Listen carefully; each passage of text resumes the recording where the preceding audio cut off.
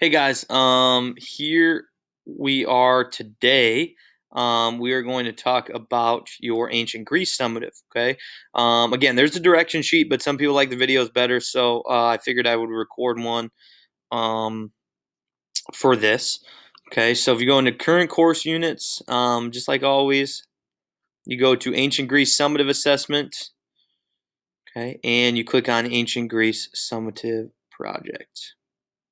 Okay, so again, just like the last summative, this is another project. Okay, you've got the rubric there for you to look at.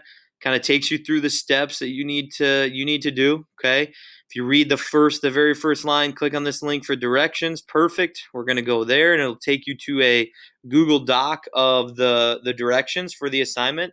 And my biggest thing is don't get overwhelmed when you first look at it. Okay, because it's really not as involved as you may think. Okay.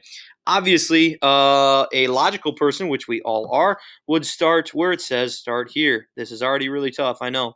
So if you read it, it says select one of these options. All right, you've got 5 options listed here, and you pick one of them to do. Okay, this is what they call a choice board. So you get a choice in what you do. Each is worth the same amount of points. Okay, view the guidelines view the box above for specific guidelines. Okay, so we're going to go there next. All right, so assignment must do. This is what every assignment is a little bit different, but every assignment must have one of these. Okay, so answer each element in the essential question listed above. Here's the essential question, okay? Listed above, okay? Inside your project, all right? And as we kind of look at the different options, you'll find that this will be pretty easy to do. Number 2, complete the requirements inside the unique project you have selected. Awesome. That's easy as well.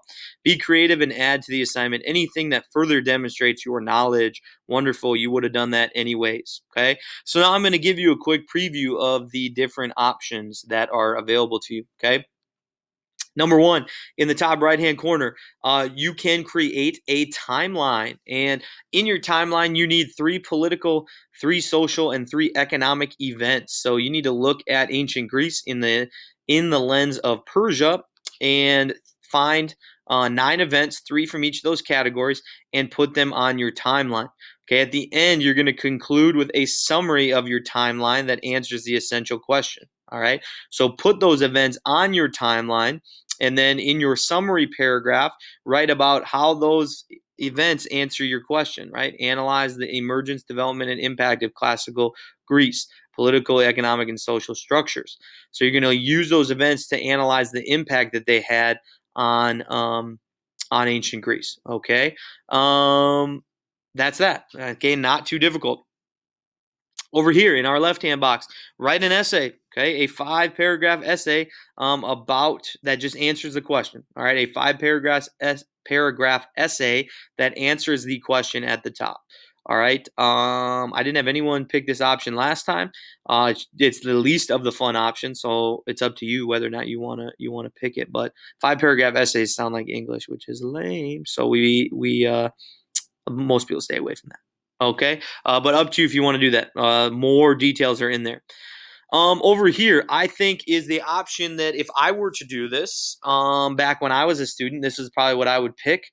It's between that and the war strategies one for me, but I know everybody's different. Okay, so for this one, you're going to create an ABC quilt using Padlet. All right, and what an ABC quilt is you need to find something, some unique event, item, person, event for each letter of the alphabet from ancient Greece. All right, so A could be Athens or Acropolis, S could be Sparta, D could be direct democracy, right? You see kind of how it goes there. So what you need to do for each letter is you need to add a picture that represents it, and then you need to give a brief description of the um, item, person, event. Okay, probably can't do that in 3 words, but does not need to be a paragraph.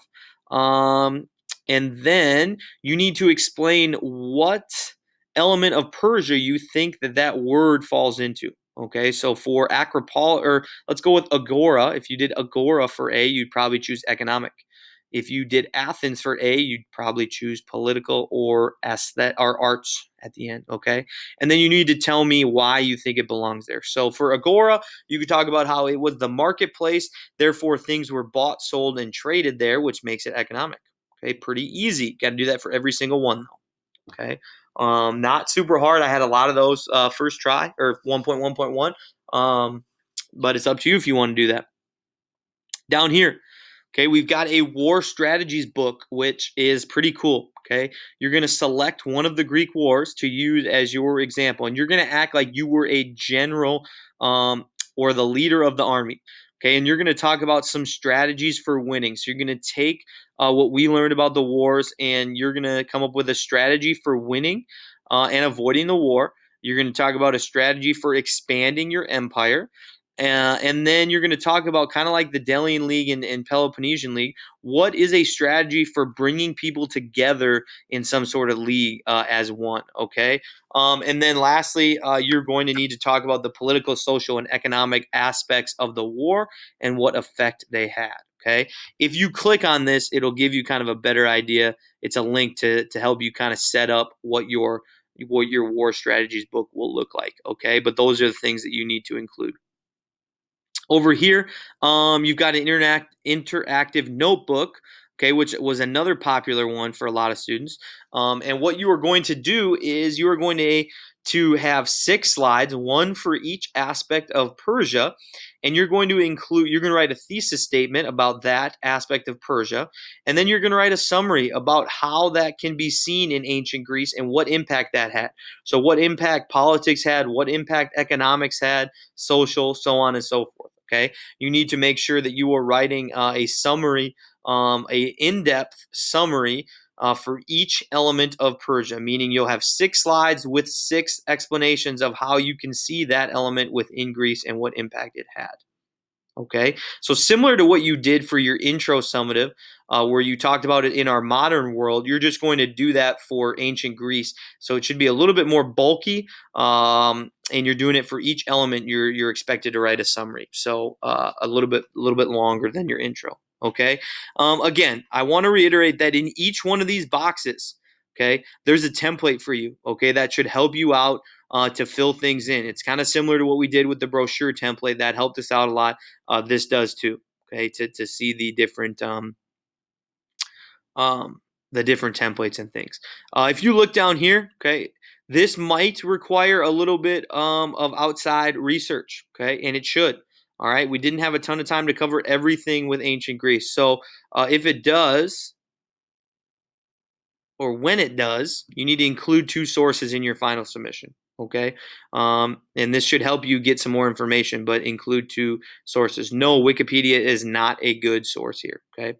To be clear, this does not mean you're copying and pasting things. You are using the source as a resource, but you are not copying and pasting directly from the source to help you with your project. Okay. It says the same thing here.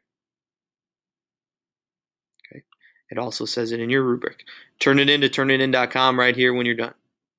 All right. Again, this should be fun and easy, more fun than the last one. I'm not gonna go too far and say it's gonna be the most exciting time of your life, but you get to choose kind of what you want to do, and you get to focus it on something that you might be interested in or what fits your learning style best. Okay, you get today to work, you get Monday to work, and let me know if you have questions so I can help you. Okay, but other than that, have a great weekend and good luck.